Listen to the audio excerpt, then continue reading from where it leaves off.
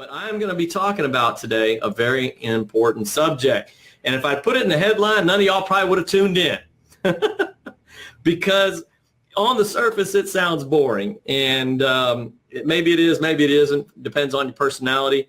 But it is a very important subject, And you know what?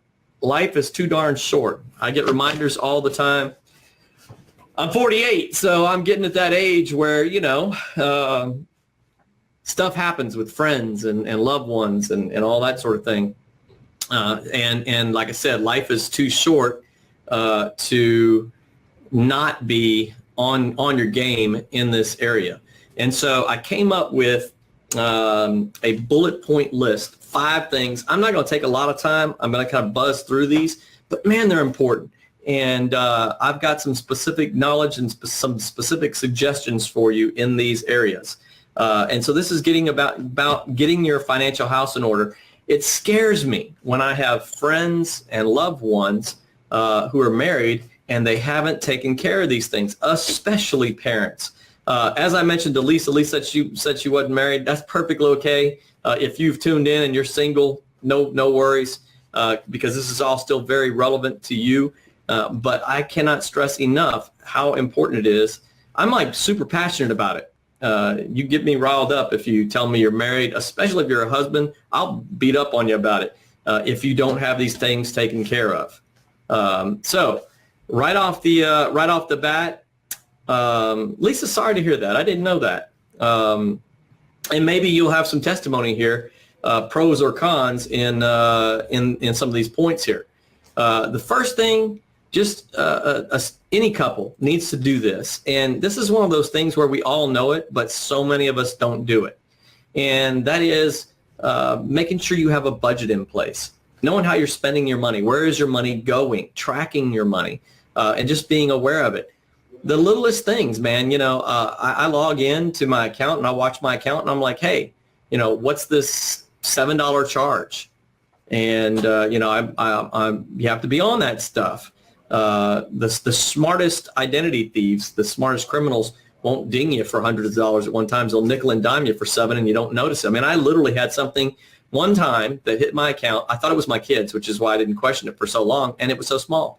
It was a $6 charge every month. And it had happened for like 18 months. And it was totally something that we didn't authorize. And I just, my own stupid fault. Before I was paying attention to that kind of thing, I let it slide for so long. So you got to make sure you have a budget. Make sure you know how you're spending your dollars and where your dollars are going. Every dollar has a job. Every dollar should have overalls on. I love that saying. Every dollar should have overalls on. What do I mean by that? Every dollar should be working for you. You can't work 24 hours a day, but your dollars can because they don't sleep, right? So put every dollar to work and make sure you have a budget for your family. That's number 1. Huge. Number 2, pay yourself first. Actually, I say pay God first. I believe in tithing, the principle of tithing, but pay yourself. You should be setting aside at least $10 a month. And if you don't feel like you have it, if you're spending it on things like Starbucks and or Dish, money was tight for the Orsak household. So we cut Dish, we cut cable, right? And, we made a compromise. We went to Sling and Hulu. And between those two, $35 a month. And we have, everything we needed from our television watching experiences. That was a $100 expense that we cut down to $35. $65 right there. So it's amazing where you can find money. That $65 put into savings makes a difference. It makes an impact. So you can absolutely start saving. A lot of young couples don't think that they can do this. It's a young couple thing. Well, you know what I say? It's not. It's all couples. But earlier in life, you tend to have a smaller budget. But I promise you can find money. It's just a matter of how much commitment you have to it, right? That's a big deal. Now, this is something that, for me, did I jump too far here? No, I got it. Yeah. Wait a minute. I did skip one. Man, I skipped one. Oh my gosh, I can't believe it. You know what I let's see if I can, I'm going to add it real quick. Yes, I can add it. Watch this. Here it comes. All right. Add the agenda item and move it up. Now I have to move it up the agenda. It's a pretty cool little program got going here. All right. And let's see.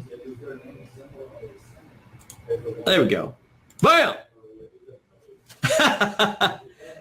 There you go. Lisa said, I'm going to put this comment on the board. We went without cable for almost 18 years, and we read a lot. You know what? Me too. If I weren't married, Lisa, I will tell you, I would just get rid of TV altogether. I just don't care. The only reason I tune in for TV is because my wife watches it, and if I want to spend some time with her, I sit down with her on the couch and we watch stuff together. And don't get me wrong, I don't dislike it. There's plenty of shows that I like. I just don't care. Like if it was gone, it would be no big deal in my life. I would just turn it off. So I totally get that. Love it. And I go through quite a few books every month. I've cut back somewhat. I'm reading 3 books a month now. It's roughly about 2 to 3 books, depending on the length of the book. But anyway, so the third thing I wanted to say was get a will. I will say, embarrassingly, that I had not taken care of this until I was 46, I want to say. 45 or 46, I can't remember. How terrible is that? I didn't have a will. I had like other stuff in place that I'll talk about shortly, but I didn't have a will done. It was something that I put back burner, promised I was going to get it done, that kind of thing, and just never got around to it, and even had the means and the access to different resources to get it done, and just never got it done. And that is the craziest thing. Make sure, especially if you have kids, it's just, if something happens to you at a younger age than you think, man, what a tough situation to put your family in if they have to deal with probate court and all that kind of stuff. It can be quite a mess, right? So get a will done. I used, on a budget, I used a Willmaker Pro, a software package that I downloaded, and it was really cool. It was boilerplate, but you know what? My will was very simple. Basically, I left everything to my wife, and in the advent that she was gone, everything equally divided between my children. So it wasn't a lot of dynamics to it. There wasn't a lot of family to deal with in that process. Not a lot of my family's still around anymore. So anyway, Willmaker Pro, very handy software package. I got it notarized. It's taken care of. My wife knows where it's at. And we have 2 copies in different locations. So fire and that sort of thing, no big deal. So Willmaker Pro, highly recommend that. This is an area obviously that I specialize in, and as a licensed life insurance agent in Colorado and Texas, why people don't take care of this, it blows my mind. I post about this on a daily basis, not a daily basis. I post on it on a regular basis. And it's something that you can take care of so easily. Term life insurance is so affordable, especially when you're younger. Lisa, what'd you say here? You said, sadly, we did my husband's and my own will the week he died out of necessity. Wow. Okay, so I'm guessing he had an illness or something that allowed you to prepare and get that paperwork done, at least ahead of time there, which, life happens. People not always have that luxury, if you can call that a luxury. People pass unexpectedly. Many of not many, but a fair share of my peers from growing up in high school and that sort of thing have passed. I'm 48 and it happens. I've had a number of friends die in car accidents. I've had a couple friends that have taken their own life. So nothing fun there. But anyway, my point is that you have to get that stuff in order ahead of time, because in your situation, Lisa, you at least got to take care of the paperwork prior to, because without that in place, man, it can be a nightmare. It can really be a nightmare. So get a will, to your point. But secondly, the term life insurance period. I tell folks all the time, of all the insurance, life insurance is the most affordable. It really is. But more importantly is that it doesn't matter the amount. Any amount is going to help, right? So, I had a friend one time I was sitting down with, and we were actually, at a coffee shop drinking coffee, and she was drinking her $3 or $4 cup of coffee. And we were talking about life insurance, and I asked her about it, and she said, I just can't afford it. And I'm like, well, first of all, do you know how much it costs? Like, have you gotten a quote?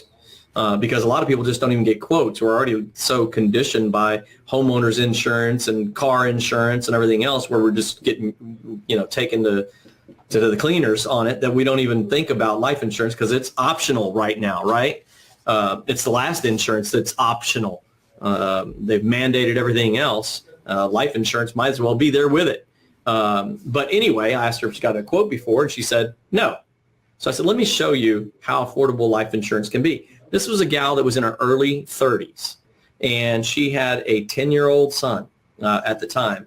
And I showed her what it looked like to have just a $25,000 policy. It was like $7 a month. I mean, it was ridiculously cheap.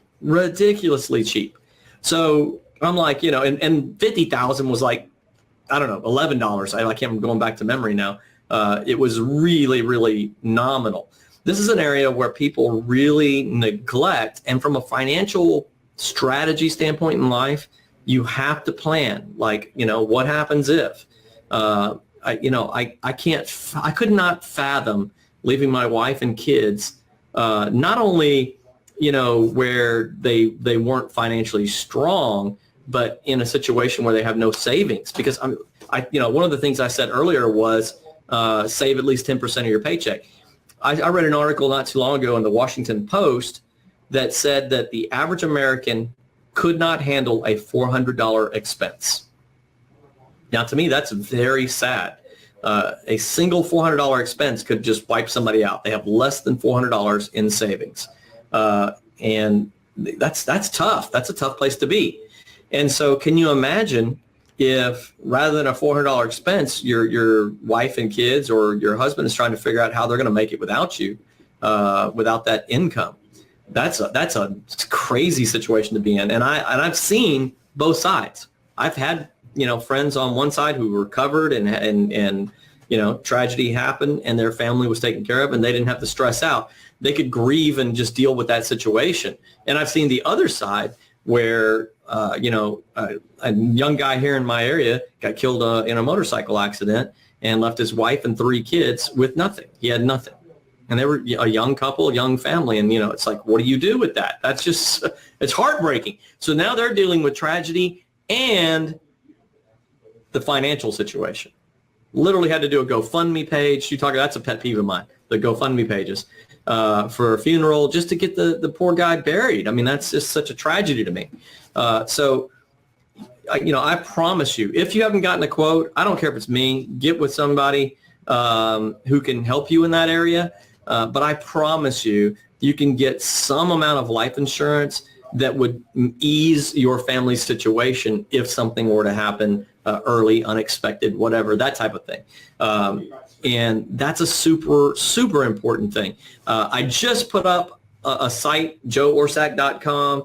You can go there, click on, free quote for life insurance and drop in your information and I'll get a quote. I will tell you, the site just went up yesterday. The form right now is only taking name and email address. I don't know why. The other fields are, there. Technology. We're still trying to figure it out. So I'll have that fixed like probably in the next day or so. So, anyway, you can hit me up on Facebook here. But if you wanted to, you can hop over to joeorsack.com, learn a little bit about my life if you really wanted to, if you're, bored. And You can drop in your information there and watch some of my goofy videos that I've got there. I'm going to constantly put more stuff up there anyway. So it's just, like I said, brand new. It's been up one day. So anyway, that's on joeorsak.com.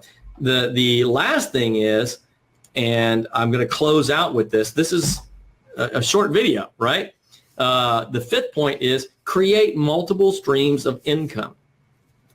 This is something. I don't know. I've always had an entrepreneurial bug. So from the earliest age, I was always, working on how can I create more income, multiple streams of income, that type of thing. And I've been on all sides of it. I've made really good money in my life, and I've been broke. So, I've been around the block a couple times. I will tell you, creating multiple streams of income, if you want to be financially free, getting your money to work for you, and getting, as I call it, mailbox money, even if it's $25 a week. It's mailbox money. If it's showing up and you're not working for it, that's a beautiful thing, right? I had mailbox money coming in during Hurricane Harvey when nobody is thinking about life insurance, or, which is crazy to me. If your house is flooded, it could remind you how transient life is. But for, the 4 or 5 weeks during the hurricane period where people are dealing with houses and everything else, nobody was thinking about life insurance and getting quotes. So I wasn't doing much business at all. Then I got a flood of it after, pun intended, of it after, about a month and a half from the hurricane.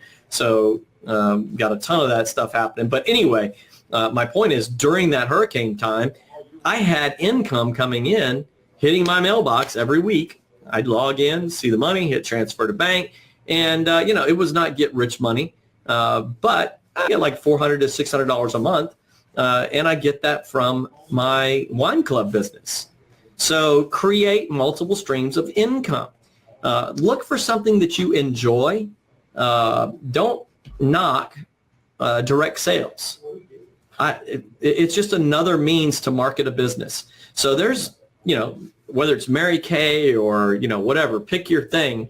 Don't knock it, because rather than spending millions of dollars in TV ads to annoy the crap out of you, they pay your friends and family to annoy the crap out of you.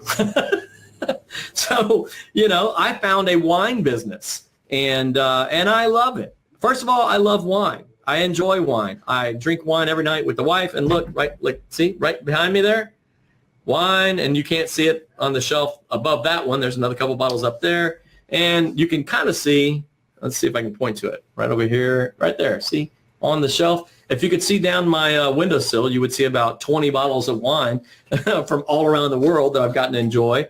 And sitting behind me on the shelf, that wine is an Argentinian wine. That wine is from California.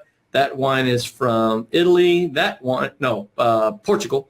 That wine's from Italy. That wine's from Italy. That wine is from Australia. And that wine is from South Africa. So I got wine from all around the world. Isn't that freaking cool? I love a good wine. I enjoy it. And so I got into a wine business. That's, what I chose to find for my extra streams of income. So what are you doing? Is there anything that you're doing that is earning you some mailbox money, as I like to call it? If so, post it. I like to see it. Let me know what's going on. Those are my 5 points. It's a short video. Fly through them real again. Number 1, track your expenses, have a budget. Number 2, save 10% of your income. Number 3, get a will. Number 4, obtain the right amount of life insurance. And number 5, create multiple streams of income. Can't recommend doing that enough. If you need help with it, or any of those points, if you want help with getting the right amount of life insurance, I can help you out with that. And if you want to build some mailbox money and get that going, let me know, because I can help you with that as well. Talk to you guys later. Hope you enjoyed the information, and hope you find it useful. And I will talk at you later.